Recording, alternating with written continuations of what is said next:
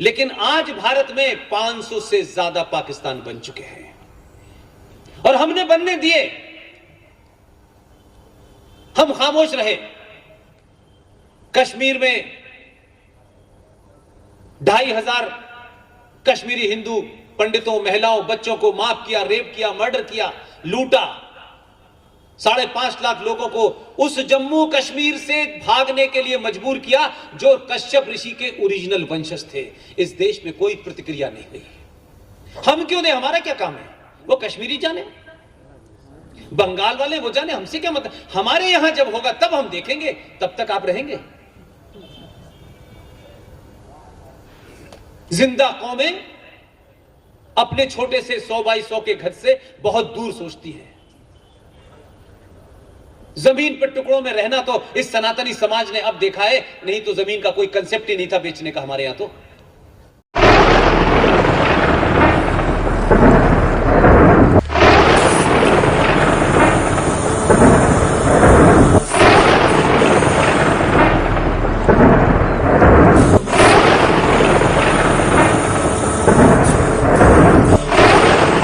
हम छोटे छोटे छोटे छोटे हर जगह कम, और इसको छोटा कर लो, और इसको आधा कर लो, और इसमें एक दीवार लगा लो। हम इसमें माहिर हैं। खतरा हमारे घर के सामने आ गया, संवैधानिक तौर पे भी आ गया, और जो उनका 1400 साल से जिहाद चल रहा है उसमें कोई रुकावट नहीं आई। आप भाई भाई हैं तब भी आप पिट रहे हैं, आप भाईचारा कर रहे हैं तब भी आप चाह रहे हैं। आपको किसी ना किसी बहाने मरना आप ही को है। उनका फंडा क्लियर है। वो कहते हैं कि हम बदतमीजी करें आपके साथ तो बर्दाश्त करनी है, इसी को सेकुलरिज्म कहते हैं। और आप हमसे सवाल पूछेंगे तो हम कहेंगे आप कम्युनल हैं, आप इंटॉलरेंट हैं। तो आज के युवा और बच्चों को लगता है इंटॉलरेंट, साहब ये हिंदू बड़े इंटॉलरेंट होते हैं। क्या इन बच्चों को बताया आपने कि मर्यादा पुरुषोत्तम राम से बड़ा कोई इंटॉलरेंट हो सकता है?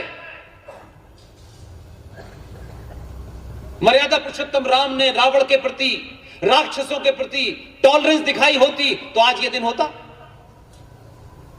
क्या भगवान कृष्ण ने पूतना के खिलाफ, कालिया नाग के खिलाफ इंटॉलरेंस नहीं दिखाई? लेकिन हम अननेसेसरीली, बिना सोचे समझे, पॉलिटिकली करेक्ट दिखने के लिए, नहीं हम इंटॉलरेंट नहीं हो सकते, इंटॉलरेंट नहीं हो सकते। आपका तो आदमी कहता है गंदगी के प्रति इंटॉलरेंट हो। उसने स्वच्छ अभियान चलाया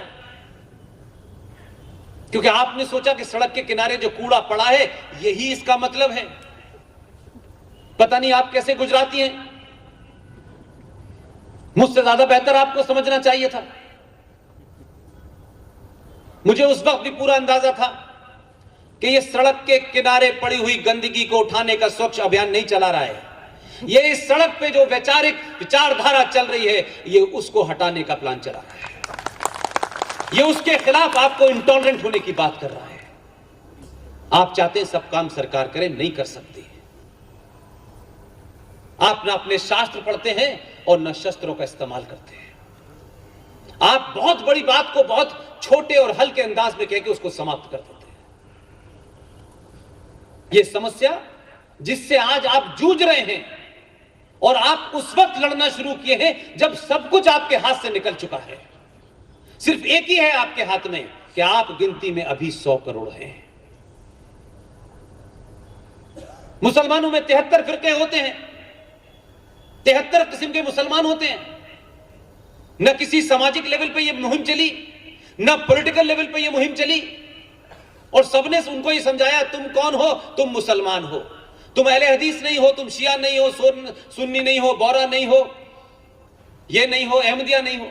लेकिन उन्होंने इसको नहीं चलने दिया और आपने चलाया तुम यादव हो, तुम ठाकुर हो, तुम महादलित हो, तुम महाबिछड़े हो, और आप इसको चलाए जा रहे हैं, चलाए जा रहे हैं। इसलिए आप 100 करोड़ हैं, ये कुछ चंद दिनों की कहानी रह जाएगी।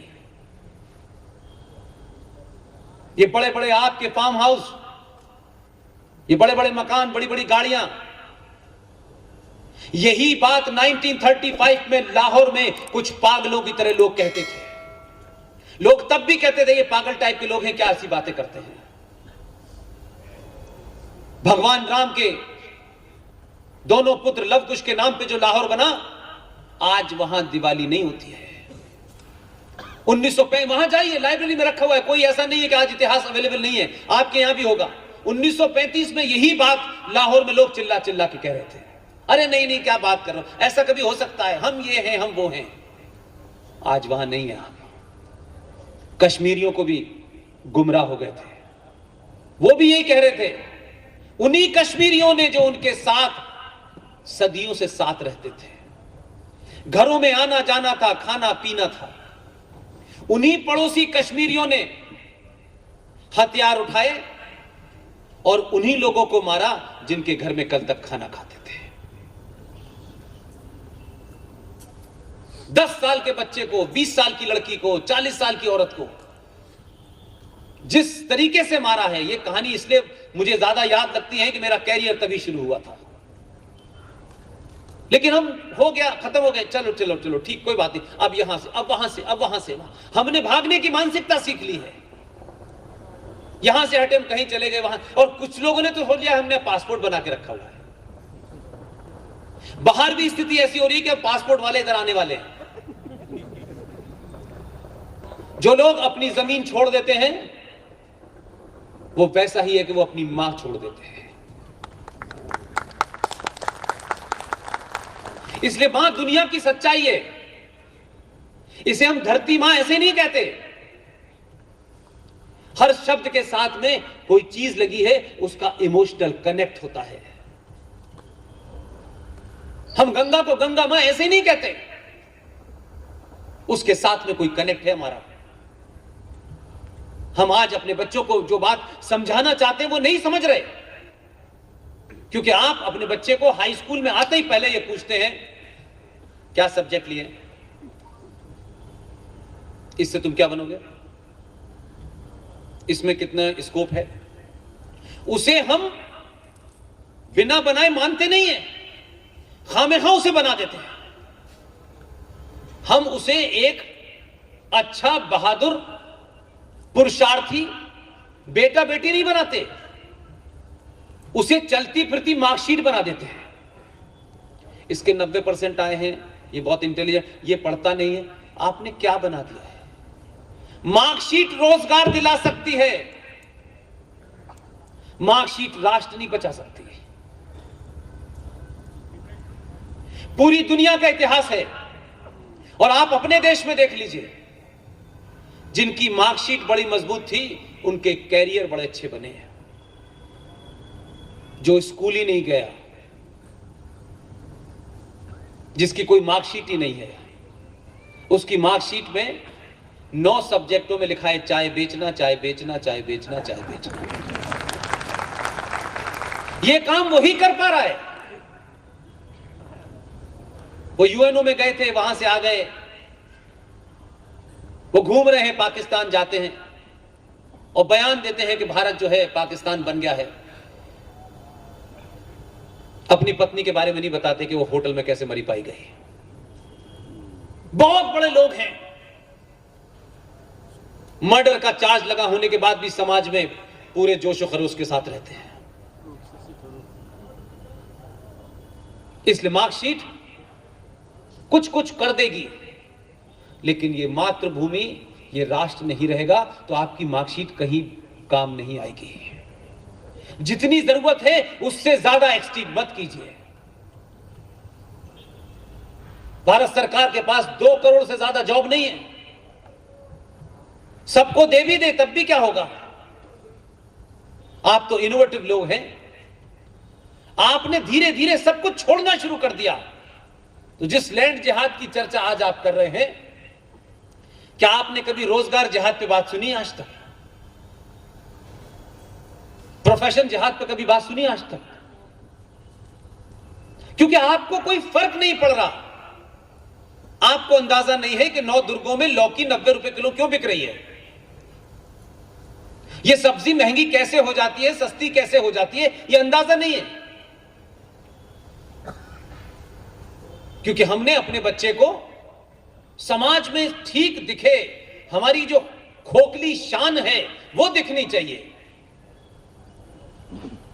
इसलिए आपने पूरे हिंदुस्तान की सब्जी मंडी जिहादियों के हाथ में छोड़ दी, पूरी फल मंडी जिहादियों के हाथ में छोड़ दी, नाई का प्रोफेशन छोड़ दिया।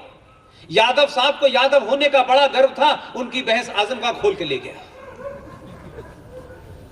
मैं कहता हूं जाति का भी अपना रोल होता है, और यह जाति व्यवस्था सामाजिक व्यवस्था थी, कोई मजहबी व्यवस्था नहीं थी। आज डॉक्टर्स का अलग ग्रुप है, आईएएस का अलग ग्रुप है, ये समाज को चलाने के लिए थे, ये हमारे कर्मकांड के हिस्से नहीं थे कि ये ब्राह्मण इसलिए होगा कि ब्राह्मण के पेट से पैदा हुआ है। जो अपनी इंद्रियों पे कंट्रोल करेगा, जो ज्ञान की बात करेगा, वही ब्राह्मण होगा, वही क्षत्रिय होगा जो जाके लड़ेगा। वो दलित हो, वो बनिया हो, वो XYZ हो, ये महत्व नहीं है। लेकिन आपने उसको ऐसे ब्लॉक में बांट रखा है, लगता है कि सारे ज्ञानी ब्राह्मण ही होंगे। 15% ब्राह्मण आज की डेट में सीवर का काम करते हैं, सीवर लाइन को साफ करने का काम करते हैं। अंदाजा है किसी को इस बात का? हम नहीं जानना चाहते, हम बीमारी से भागना चाहते हैं और झूठ में रहना चाहते हैं। इसलिए एक नहीं हजारों समस्याएं आपने क्रिएट कर ली।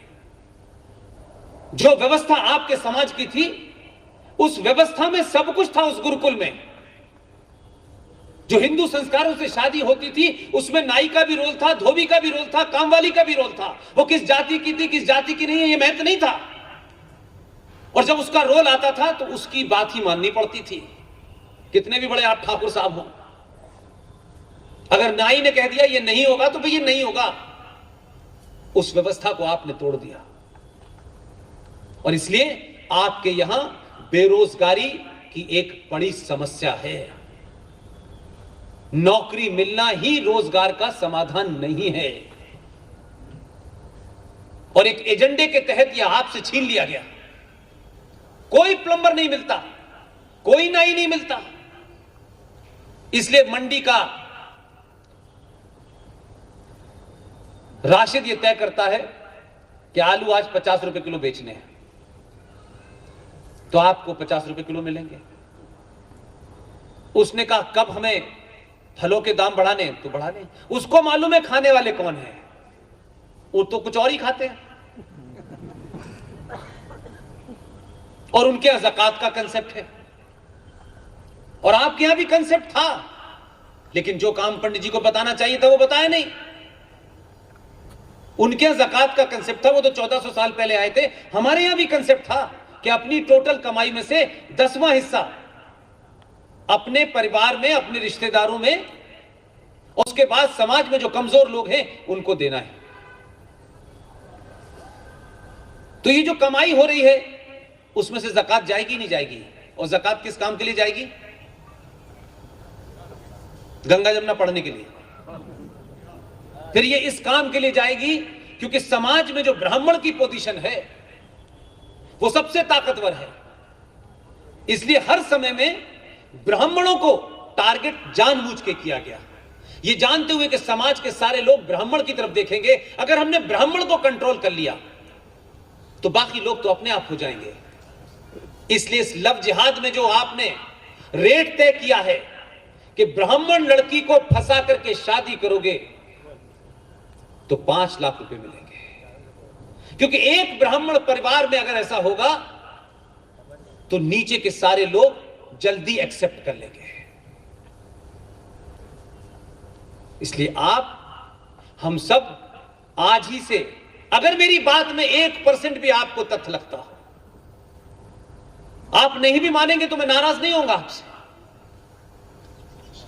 और इस बात को कल कहीं और होगा वही बोलूंगा, उतनी ताकत से बोलूंगा, क्योंकि मैं कन्विंस हूं इस बात पे। कोई सरकार, कोई एडमिनिस्ट्रेशन इसका हल नहीं निकाल सकता। यह हल आपके हाथ में है।